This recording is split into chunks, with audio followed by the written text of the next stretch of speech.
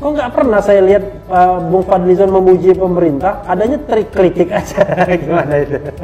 Saya bingung mau memuji yang mana. Saya bingung aja, coba. Dari mulai 6 bulan yang lalu, saya bingung mau memuji yang mana. Ya. Ada yang saya puji. Saya bilang keputusan yang terbaik dari Pak Jokowi adalah menempatkan Pak Prabowo sebagai Menteri Pertahanan.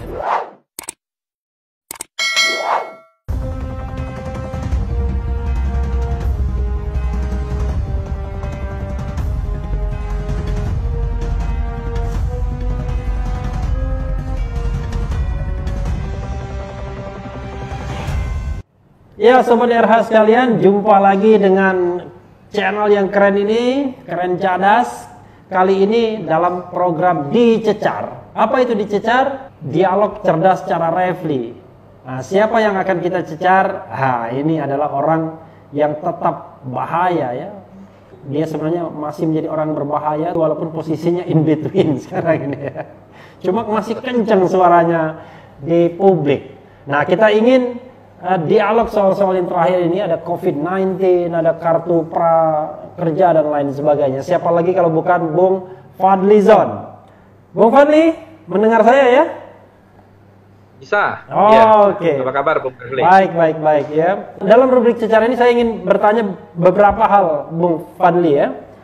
Kita mulai dengan posisi politik Gerindra dulu. Posisi politik Gerindra menurut saya ini ambigu. Oke, Pak Prabowo sudah ada di kabinet. Tapi tidak semua, Bung Fadli sendiri misalnya, Sandiaga Uno, seperti punya agenda sendiri-sendiri ini. Pak Prabowo di kabinet, di Kementerian Pertahanan tidak blended benar dengan kabinetnya Jokowi. Rasanya seperti itu. Bung Fadli tidak merasa bagian dari pemerintah juga. Sandiaga Uno malah lebih kelihatannya bersikap sebagai calon wakil presiden terus yang lepas dari partai politik dan lebih banyak bertemu konstituen kesana kemari gitu ya. Oke, silakan jawab Bung. Kok Gerindra ini nggak jelas malah? Menurut saya sih cukup jelas ya. Pak Prabowo sebagai Menteri Pertahanan menjalankan fungsi-fungsinya sebagai Menteri Pertahanan. Kalau saya sebagai anggota DPR, ya saya menjalankan fungsi-fungsi saya sebagai anggota DPR legislatif yang juga dipilih oleh rakyat dan tentu saja harus bersikap objektif.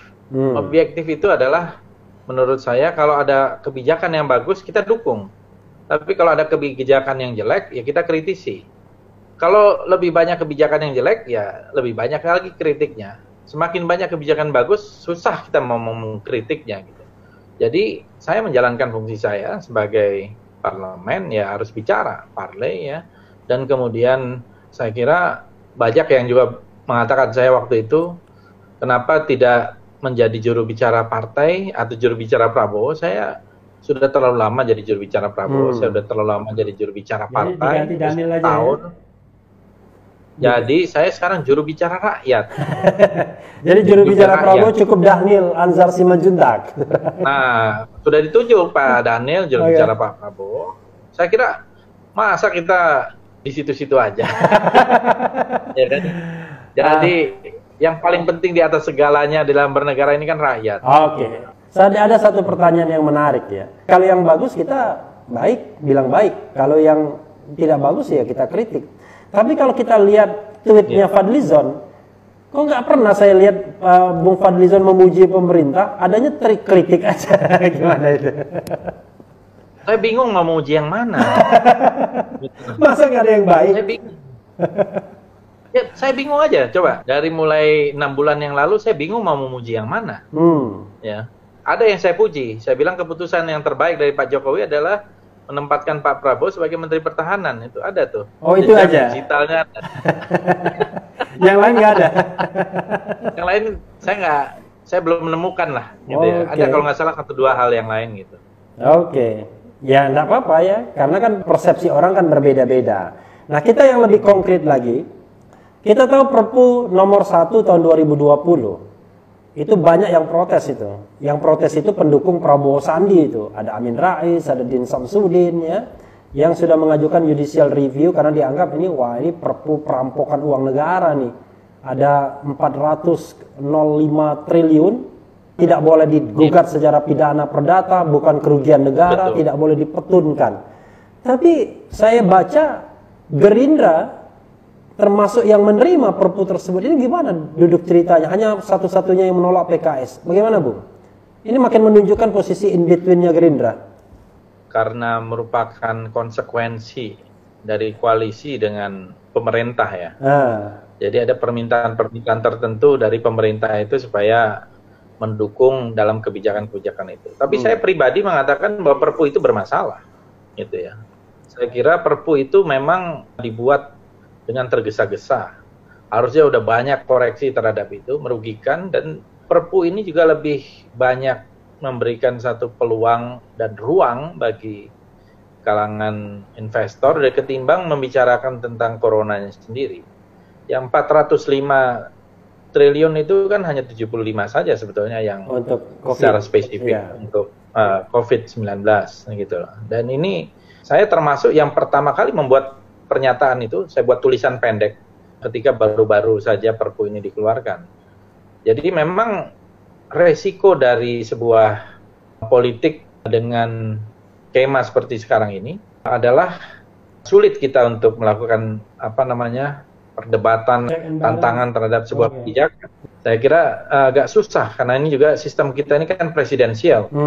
Karena presidensial yang membuat satu kekuatan yang begitu besar kepada presiden, apalagi kemudian didukung oleh partai-partai politik yang mayoritas, ya tentu akan relatif lebih leluasa.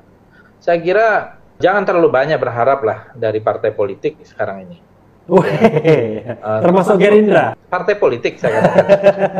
Kan saya bilang termasuk Gerindra kan partai politik. Ya, untuk sekarang ini, ya, karena menjadi mayoritas itu adalah bagian dari sebuah pemerintahan. Tetapi karena kita juga jangan terlalu banyak lah juga berharap dari media yang seharusnya di dalam demokrasi menjadi pilar keempat dari demokrasi. Jadi berharapnya dengan media sosial saja. Berharap aja kepada rakyat saja dan kepada Tuhan, ya, terutama adalah kepada Tuhan gitu ya. Mungkin kita harus lebih banyak berdoa supaya bangsa dan negara ini selamat gitu. Maksud Bung Fadli, politik mainstream itu sudah terlalu didominasi oleh satu arus termasuk media massanya begitu. Ini sudah dikuasai oleh oligarki. Ya. Jadi Pak Prabowo masuk oligarki itu enggak? Sekarang Pak Prabowo menjalankan tugasnya sebagai menhan. Ya, mudah-mudahan beliau pada waktunya saya kira menjalankan itu akan lebih banyak manfaatnya bagi bangsa dan negara. Sejauh ini saya masih optimis melihat itu. Tetapi kan itu hanya menjadi salah satu. Ya beda kalau misalnya Pak Prabowo menjadi presiden, itu sangat berbeda sekali. Bung, Anda juga termasuk yang sangat kritis mengkritik kartu prakerja. Kita tahu bahwa misalnya Jumhur Hidayat mengatakan wah itu perampokan uang negara. Karena dia hitung kalau cuma 2.000 materi pelatihan itu kalau masing-masing 70 juta cuman 140 miliar. Ngapain kita menggelontorkan 5,6 triliun? Saya ingin nada dan pernyataan yang keras dari seorang Fadlizon dalam menyikapi fenomena ini ya. Bolehlah dikaitkan dengan soal ini proyek pasca pemilu dan lain sebagainya. Karena 5,6 triliun itu luar biasa, Bung. Silakan, Bung. 5,6 triliun ya itu angka yang luar biasa besar. Dan kalau tepat sasaran kepada rakyat, saya kira rakyat akan merasakan betul-betul adanya negara, kehadiran negara di situ. Dan ini kan juga bukan duitnya pemerintah, ini duit rakyat kok. Tidak ada yang namanya duit negara, duit pemerintah, semua itu uang rakyat kan datang. Dan yang akan menanggung kalau kemudian pemerintah itu meminjam utang, yang menanggung rakyat juga pada akhirnya. Jadi jelas kebijakan ini, kartu prakerja. Itu prakerja ini tidak sama sekali relevan dengan dampaknya COVID. Kemudian tidak tepat sasaran. Ada juga kan yang dibuktikan mudah sekali tidak tepat sasarannya itu ya oleh salah seorang wartawan senior. Ya, Grace News. Ya. Grace News itu. Saya kira itu sangat mencerahkan. Kemudian banyak lagi hal-hal yang lainnya. Jadi harusnya ada uang 5,6 triliun itu langsung saja bagikan kepada rakyat yang terdampak, terutama petani, buruh, ya, mereka-mereka yang pedagang, ya, kaki lima, pedagang kecil, apa yang terkena dampak langsung, itu dibagikan saja. Menurut saya itu jauh lebih bermanfaat ketimbang melalui satu proses yang menurut saya ini, saya mau tertawa aja udah susah gitu ya melihatnya. Ini betul-betul sebuah dagelan gitu. Ya. Masa orang di tengah ini dilatih untuk prakerja yang benar aja gitu. Yang kerja aja kehilangan pekerjaan. Yang kerja kehilangan pekerjaan, kecuali pekerja dari Cina yang datang, ya. Kemudian disuruh lagi latihan dengan modul-modul yang sebenarnya banyak gratis di internet. Saya kira ada juga maestro-maestro. Ada juga modul cara mancing itu kayaknya. Luar biasa itu. Cara mancing yang belum ada, modul cara menjilat itu belum ada. Katanya belum ada. Kata Habibur Rahman ada juga modul cara bikin pempek ya. Jadi maksud saya adalah itu benar-benar penyelewengan dana ya, dan saya kira harus ada satu audit, apalagi prosedurnya itu tidak melalui sebuah tender yang terbuka, yang transparan, apalagi itu tadinya dilakukan oleh, kalau tidak salah yang terlibat juga adalah oknum-oknum staf khusus ya. Jadi semangat reformasi yang menolak KKN, korupsi nepotisme, sekarang ini dipertontonkan dengan sangat telanjang gitu. Ini yang menurut saya harus kita koreksi. Bung, kalau kita bicara kartu prakerja itu kan ada dua stage-nya. Pertama adalah anggaran secara keseluruhan. Dari 10 triliun naik menjadi 20 triliun. Kemudian khusus untuk pelatihan online ada 5,6 triliun. 6 triliun. Ya, 5,6 ya. Nah, Bung permasalahkan mananya? Semuanya gelondongan 20 triliun itu atau cuma 5,6 triliun itu saja yang dipersoalkan? Menurut saya seluruhnya harus dievaluasi. Saya cenderung kalau kita memang mau membantu masyarakat dalam situasi yang emergency seperti ini kan satu situasi kompleks emergency. Jadi harus sederhana, langsung aja cash transfer. Ya, cash transfer. Di Amerika aja melakukan cash transfer. Kalau tidak salah $1.200 per orang. Langsung kok masuk kepada rekeningnya. Nah, kalau ada masyarakat yang tidak punya rekening, langsung aja dibagikan melalui jalur-jalur pemerintahan desa sampai ke RW dan RT. Kalau misalnya mereka tidak punya rekening, itu aja. Itu jauh lebih membantu ketimbang dibuat modul. Memangnya masyarakat mudah gitu ya untuk mengakses, apalagi ada di perdesaan yang internetnya nggak ada. Jangankan itu, mereka mungkin melihat komputer aja ada yang belum pernah lihat gitu. Tapi Bung, gini Bung, ya. Kita kan berpikir rasional ya. Sementara kan ini kan sudah tragedi politik, selalu ada free riders, penunggang-penunggang gelap di dalam labirin politik itu kan. 5,6 triliun itu malah dibilang perampokan itu. Karena tadi kalau hitungan jumhur misalnya per modul 70 juta, ini kan tinggal di place saja di tempat-tempat yang gratis, bahkan di website pemerintah, mungkin di website Kemenaker kan.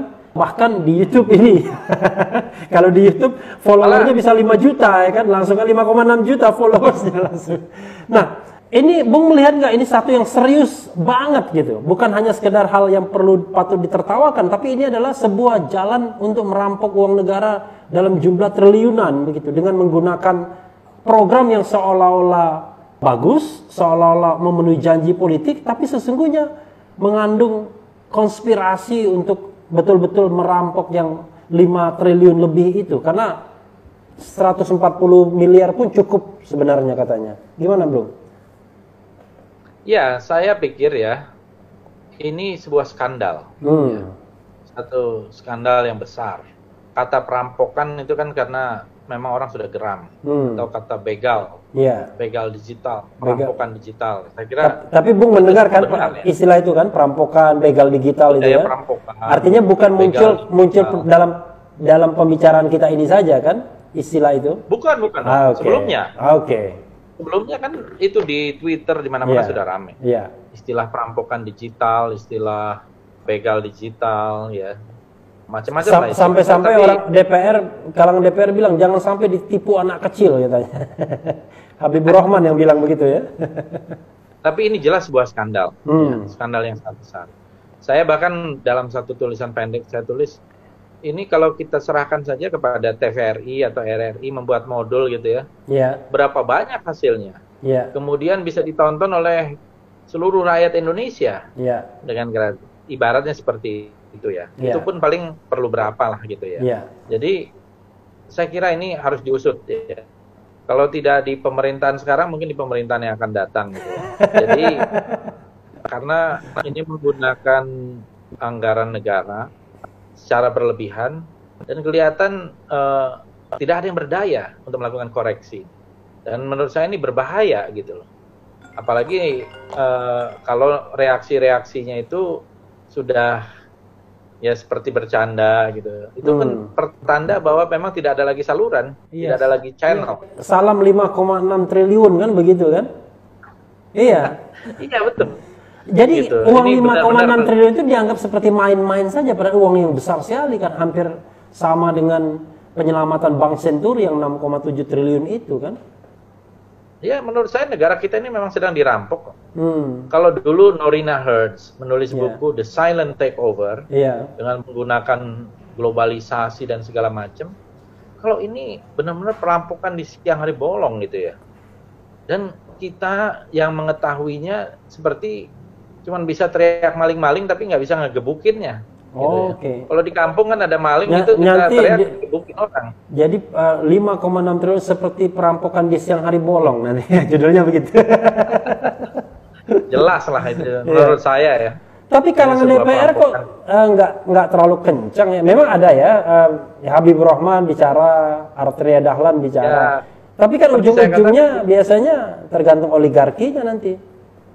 Saya kira kalau kita tanya satu persatu, mereka juga pasti punya semangat untuk membawa aspirasi rakyat di daerah pemilihannya, di dapilnya. Tapi kita kan sekarang ini masih confused antara daulat rakyat dengan daulat partai gitu loh. Jadi dipilih oleh rakyat tapi dikendalikan oleh partai kan, ya, begitu demokrasi. Masih ada hak recall-nya soalnya. Mereka saya kira juga punya hati nurani ya, dan banyak yang berdiam atau tidak bersuara saya kira bukan karena mereka tidak memikirkan atau tidak punya pandangan yang sama, tapi sementara ini memang sulit situasinya untuk bicara lebih jauh daripada apa yang diteriakkan oleh masyarakat. Bung Fadli, sepertinya ada power struggle juga dalam kasus kartu prakerja ini ya. Kan leading sektornya Kementerian Perekonomian. Dan kita tahu Kementerian Perekonomian siapa yang menggawanginya, kan kira-kira begitu. Bukan di Kemenaker, yang kita tahu partai mana yang menggawanginya. Tiba-tiba partai pemerintah PDIP juga berteriak. Ini seperti ada power struggle ini di dalam pemerintahan itu sendiri, Bung. Ngomong terus terang, Bung. Ya, pastilah ada power struggle itu. Dan power struggle itu saya kira kita tahu juga ujung-ujungnya apa. Ujung-ujungnya apa? Ya ujung-ujungnya apa? Ujung-ujungnya apa? Ya, itu jangan semuanya harus dikatakan kan, supaya ada imajinasi. Ada imajinasi ya. Yang jelas pemilu itu mahal gitu. Kira-kira begitu. Jadi kita tahu juga ya kalau kayak begitu kan apalagi yang bisa kita harapkan. Dan program ini juga pasti tidak akan tepat sasaran, tidak akan sampai kepada masyarakat. Yang ada uang negara, uang rakyat ya, itu hilang percuma. Nggak hilang, tepat sasaran juga. Kan dari awal kalau memang desainnya desain yang tidak bagus, ya memang tepat sasaran kan. Juga. Bagi yang merancangnya ini mungkin tepat sasaran. Bung. Dan ya. Jadi seorang Fadlizon pun sebenarnya ada pagar-pagar juga untuk mengatakan sesuatu sebenarnya ya. Tidak seperti orang katakan, wah pokoknya Fadlizon nyinyir pokoknya, ngomong apa aja. Enggak juga ya. Buktinya ini kayaknya hati-hati juga. Bukan, kita juga harus kadang-kadang pintar memilih kata-kata, supaya ada ruang ya bagi imajinasi orang. Karena ruang imajinasi ini penting, sehingga orang tidak berontak ya, karena berimajinasi saja. Itu kan tergantung orangnya masing-masing, tapi semuanya harus berasal dari pengetahuan dulu kan. Ya, knowledge gitu ya. Dan kalau knowledge ini tidak ada, repot. Sama, saya kira pemerintahan juga negara kekuasaan power without knowledge gitu. Ya, pasti akan berantakan, akan ambiar gitu ya. Bung, ini saya lompat lagi ya, karena saya nggak pakai skenario, nggak pakai catatan, yang saya ingat aja ya. Bung waktu pemilu kemarin, wah dengan bangganya men-share perolehan suara. Berapa perolehan suaranya waktu itu? 200-an atau 300-an ya? Kalau tidak salah 231.000. Ah, 231 dibandingkan Adian Napitupulu yang cuma 100-an kalau nggak salah, tuh puluhan ya waktu itu. Nggak sampai. Oh, nggak nyampe, puluhan ya? 80.000 lah. Nah, 80.000. Waktu itu kan di-share tuh sama Bung Fadli ya. Itu kira-kira apa ya motifnya? Saya lupa itu saya pernah men-share. Pernah saya lihat kok. Mungkin dari koran kalau nggak salah ya. Ya. Tapi memang ya, saya bukan mau sombong gitu. Masyarakat di Kabupaten Bogor, Dapil 5 Jawa Barat itu memilih saya 231.000. Di bawah saya itu rata-rata di bawah 100.000. Tidak ada yang nyampe 90.000. Termasuk Adian ya? Adian dapilnya sama? Apa? Dapilnya sama. Dapilnya sama, oke. Adian sih 80-an ribu kalau nggak salah. Iya. Nah, itu kenapa tuh? Saya sih melihat masyarakat Bogor itu masyarakat yang dekat dengan Jakarta, tentu informasi juga lebih banyak, dan masyarakatnya juga menurut saya cukup kritis. Ya, saya kan kecilnya di Bogor lah gitu, di Cisarua gitu. Jadi saya ini orang kampung juga, dibesarkan oleh budaya di Cisarua, di Puncak, dan saya sampai sekarang silaturahim saya jalan terus sama teman-teman di SD saya, SMP, SMA sudah di Jakarta. Jadi nggak ada maksud apa-apa itu membandingkan dengan perolehan Adian. Karena begini kan, Bung kan sering diadu berdebat sama dia di televisi kan. Pernah suatu saat ditantang, rakyat sudah merasa sejahtera belum? Lalu kemudian yang waktu beberapa kali kan begitu. Saya sih nggak pernah melihat dia sebagai saingan ya. Gitu ya?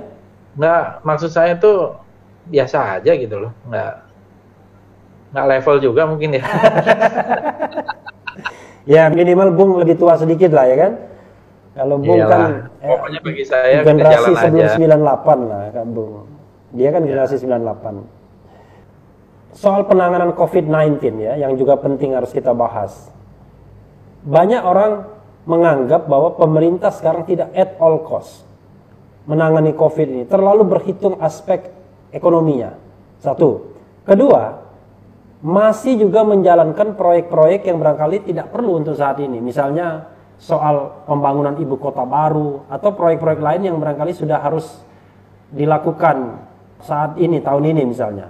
Atau yang spekulasi yang ketiga ya tadi, free riders-nya. Ada orang-orang yang menginginkan bahwa komitmen proyek itu harus tetap jalan, mau COVID tidak COVID. Bagaimana penilaian Bung Fadlizon soal kebijakan pemerintah dalam menangani COVID-19 ini?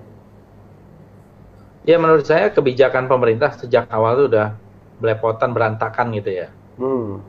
Kan kalau sebuah pemerintahan yang serius, itu juga serius menghadapi isu ini. Apalagi kalau kita nonton berita-berita luar negeri, nonton berita di CNN, di BBC, di mana-mana ketika kasus ini sudah mulai merebak, dimulai dari Wuhan ya, di Cina. Kemudian beberapa negara, termasuk tetangga kita di Singapura, di Malaysia, baru kemudian ke Eropa. Nah, kita buang-buang waktu ya. Udah banyak yang ngomong ini, tapi saya termasuk yang paling awal ngomong tentang buang-buang waktu ini. Buang-buang waktu untuk mempersiapkan menghadapi bencana ini. 2 bulan lebih lah gitu. Saya ingat sekali, saya bikin semacam rilis, itu tanggal 29 Januari. Ya, waktu itu saya masih berada di Burkina Faso di Afrika. Saya kan termasuk yang selalu hadir dalam berbagai konferensi, memimpin atau bicara gitu.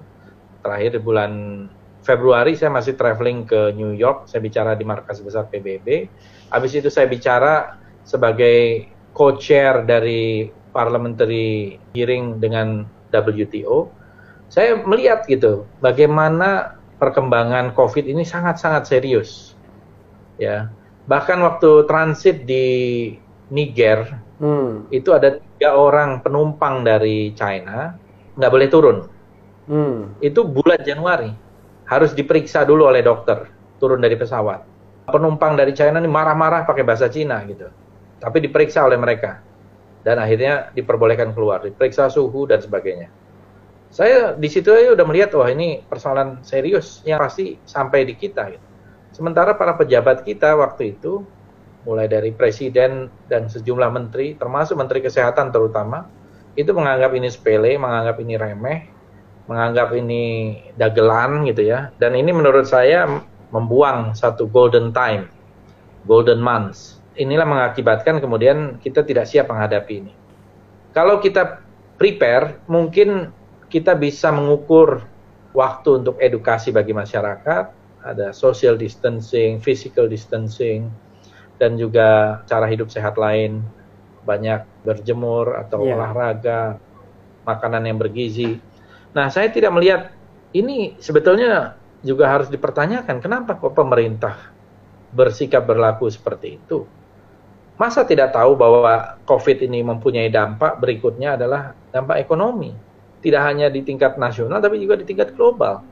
Sudah pasti kita akan bertemu pada titik yang sama, pada ujung yang sama gitu. Nggak mungkin menyelamatkan ekonomi tanpa kita bisa menuntaskan persoalan COVID-19. Itu saya kira nggak perlu, it's a no-brainer gitu, nggak perlu pikiran yang panjang gitu ya untuk melihat itu.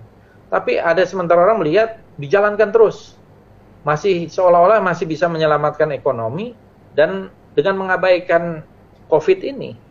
Misalnya dalam hal ini saya kira Gubernur Jakarta Pak Anies Baswedan udah benar. Dari awal kan mau karantina, mau lockdown. Saya termasuk yang menyerukan sebetulnya lockdown gitu ya. Kalau kita lockdown dan serius, mungkin hanya dalam beberapa waktu penularan itu akan melambat, akan landai gitu. Tetapi lihat aja sekarang, pelaksanaan di tengah PSBB saja terlalu banyak pelanggaran-pelanggaran yang biarkan yang membuat tidak terlalu efektif. Ya, saya termasuk minta KRL harusnya dihentikan atau di stop dulu. Dan itu permintaan dari kepala-kepala daerah. Ada bupati, wali kota, gubernur yang meminta itu. Tetapi kan pemerintah pusat mengatakan jalan terus. Dan seterusnya. Jadi banyak juga intervensi-intervensi kebijakan yang saling bertabrakan. Pemerintah pusat dengan daerah, di antara pemerintah pusat sendiri dan sebagainya. Ini yang menurut saya menunjukkan ya, COVID ini menunjukkan kebobrokan dalam sebuah governance. Jadi governance ini penting. Kalau governance-nya beres, saya kira penanganan COVID-nya juga akan beres gitu. Terukur gitu ya. Gitu. Iya, pemerintah sejauh ini kan sudah mendeklarasikan darurat kesehatan masyarakat tanggal 31 Maret. Lalu kemudian tanggal 13 April darurat bencana nasional, mengeluarkan berbagai peraturan mulai Perpu, PP, Perpres, kemudian peraturan Menteri Kesehatan, juga sudah menunjuk gugus tugas COVID-19 di bawah Doni Monardo, BNPB ya. Langkah-langkah itu sudah cukup atau sebenarnya langkah-langkah yang nggak beraturan tuh, Bung? Sebenarnya Satgas itu bagus, orangnya juga bagus ya, tapi kewenangannya kita lihat berbeda-beda. Yang saya katakan tadi sebenarnya, kok banyak banget kebijakan ini yang bertabrakan satu sama lain, yang membuat masyarakat bingung. Sebenarnya yang mana gitu. Sebagai contoh misalnya soal tadinya penumpang untuk ojol. Kementerian Perhubungan membolehkan, gubernur tidak membolehkan. Awalnya malah gubernur yang meminta kepada Kemenhub dibolehkan. Kemenhub mengatakan tidak boleh. Kalau tidak salah. Jadi masih orang itu berpikir politik gitu loh. Masih mencari, jangan sampai mungkin si ini terlalu kelihatan berhasil, kelihatan menonjol. Si ini itu siapa? Ya misalnya ada kesan seperti itu ya. Enggak, si ini itu siapa? Bahwa ada upaya, ya misalnya Anies Baswedan kan gitu ya. Kan kayak orang dimusuhi itu oleh pemerintah pusat. Padahal yang bersaing kan Prabowo. Kan kenapa Anies yang dimarahin? Makanya ini lucu gitu loh. Mungkin itu sisa-sisa dari Pilkada DKI dulu kali ya. Berarti lebih hebat Pilkada DKI daripada Pilpres. Pilpres sisanya sudah sedikit, Pilkada DKI masih banyak sisanya rupanya. Tapi intinya adalah, jadi ada persoalan like and dislike gitu ya. Apa favoritism terhadap siapa yang mau ditolong, siapa yang mau didekati, siapa yang mau dijauhi, siapa yang mau dijegal, siapa yang mau... masih ada seperti itu. Itu kan menunjukkan bahwa politik kita kan tidak dewasa. Dan tidak, itu tadi karena mediocrity ya, akhirnya semuanya jangka pendek, apa yang menguntungkan mereka, rakyat menjadi korban, itu masalahnya. Dua pertanyaan terakhir Bung ya, mengenai kalau Bung berada pada posisi yang menentukan dalam menangani atau menuntaskan COVID-19 ini, apa yang Bung akan lakukan untuk memastikan bahwa itu berlangsung secara efektif, rakyat terselamatkan, hidup kita akan lebih baik? Kalau dari awal, pertama kumpulkanlah itu orang-orang yang terhebat di Indonesia di bidang kesehatan. Ahli-ahli virus, ahli-ahli kesehatan masyarakat dari berbagai universitas, dari FKUI, ada ahli-ahli virusnya juga di situ, dari Eijkman, universitas-universitas lain. Cari orang-orang yang terbaik di bidang ini yang mengerti, kemudian melihat perkembangan di berbagai negara, kemudian policy itu digodok sedemikian rupa sehingga kita betul-betul mempunyai kebijakan yang matang. Bukan setengah matang udah dikeluarkan, atau bukan kebijakan coba-coba. Kemudian lihat juga negara-negara yang kemudian relatif berhasil, supaya kita tidak reinvent the wheel. Ya, misalnya seperti di New Zealand, atau Singapura, atau Taiwan, atau Vietnam. Vietnam kan melihat ini seperti perang gitu ya. Biological warfare, seperti perang. Jadi mereka men-treat ini bukan bercanda, mereka men-treat COVID-19 ini sebuah perang biologi gitu. Sehingga tentu pendekatannya akhirnya berbeda. Mentalitasnya juga berbeda. Ya, bukan mentalitas bercandaan gitu. Kayak Sri Mulat gitu ya. Jadi mentalitasnya maksudnya dari pengambil kebijakan itu mentalitas yang super serius gitu menghadapi ini. Ini persoalan life and death, persoalan hidup dan mati gitu. Nah, kalau kita sudah mempunyai expert, orang-orang yang ahli dan kebijakan-kebijakan yang tepat, ya tinggal kita jalankan kebijakan itu, tidak bertabrakan, satu suara dari para pembuat kebijakan ini. Dan saya yakin kalau kita bersandar bahwa yang harus diselamatkan itu adalah rakyat, tentu intervensi-intervensinya pada rakyat. Siapkan uang yang banyak untuk rakyat. Kemudian program-program yang tidak perlu dalam jangka pendek ini, membangun ibu kota baru, membangun jalan tol, dan semua dihentikan. Uangnya difokuskan untuk menangani COVID, dibagikan kepada rakyat yang membutuhkan, baik dalam bentuk natura atau dalam bentuk uang, cash transfer gitu. Menurut saya itu, selama berapa bulan, dan menggunakan kata-kata itu penting. Ini ya, yang kadang-kadang orang tuh, para tokoh kita, pemimpin kita tuh menganggap enteng. Kalau dulu kan memang tidak ada jejak digital. Kalau sekarang kan ada jejak digital. Katanya jejak digital itu kejam katanya. Nah, itu siapa yang membuat pertama kali itu bagus juga itu apa kata-kata. Jadi nggak ada lagi yang namanya amnesia sekarang ya, gara-gara ada jejak digital. Ada pura-pura wah itu salah paham dan sebagainya. Tinggal di amprokin aja itu jejak digital. Tapi begini, kata-kata itu kan bisa mengubah dunia. Words can change the world, gitu ya. Jadi kata-kata itu bisa menggerakkan orang. Churchill itu kalau pidato itu kan kayak seorang sastrawan, sehingga dia bisa menggerakkan Inggris menghadapi Jerman, menghadapi perang. John F. Kennedy kata-katanya sampai hari ini orang masih kutip, masih terngiang-ngiang. Dan itu menggerakkan orang, menggerakkan sejarah. Kata-kata itu bisa menggerakkan sejarah. Kata-kata pemimpin itu, termasuk di dalam COVID ini, itu terasa di hati masyarakat. Saya lihat misalnya Perdana Menteri Singapura ketika berbicara dalam bahasa Melayu, kan jarang-jarang Perdana Menteri Malaysia bicara, Perdana Menteri Singapura bicara dalam bahasa Melayu, kan jarang-jarang. Itu artinya sangat serius, dan cara dia bicaranya itu terasa itu dari hati, bukan baca teks. Baca teks lempeng, matanya masih kelihatan kiri kanan tanpa ekspresi, tanpa rasa. Bagaimana mau menggerakkan orang? Oke, Bung. Gitu ya? Tadi kan Bung bicara kondisinya kalau di awal. Nah, sekarang katakanlah Bung mendapatkan kondisi yang sudah kadung saat ini, per hari ini, ya kan? Dan Bung mendapatkan kesempatan untuk mengatasi COVID. Katakanlah pertama, apa yang harus dilakukan? Saya berhentikan dulu Menteri Kesehatan. Itu yang pertama. Ya, lalu? Ya kan? Ya. Itu yang paling pertama, itu yang paling penting. Itu mengirim message. Ya. Kemudian otoritas-otoritas di bidang kesehatan yang terbaik itu harus dikumpulkan lagi. Dan fokus juga untuk buat vaksin. Kita itu bisa bikin vaksin kok. Walaupun prosedur untuk membuat vaksin itu memang ada yang bilang mengatakan 1,5 tahun, ada yang bilang 2 tahun. Tapi kita bisa bikin vaksin. Saya tanya kepada ahli-ahli dari UI, itu bikin vaksin itu, prototipe vaksin itu bisa 4 bulan. Biayanya juga nggak terlalu besar.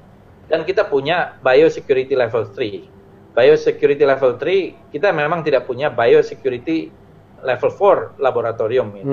Jadi kita nggak punya BSL 4, tapi kita punya BSL 3.